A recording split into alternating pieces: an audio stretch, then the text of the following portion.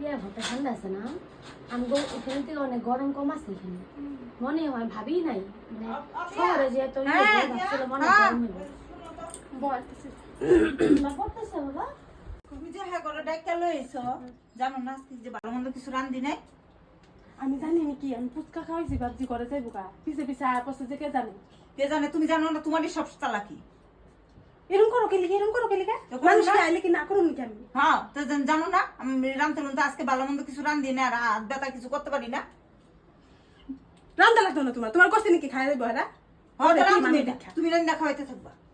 খাওয়াবো না আমার দিদির আমি খাওয়াবো না হ্যাঁ খাওয়াইতে থাকবা তুমি চুপ করো আমি শুনবো শুনো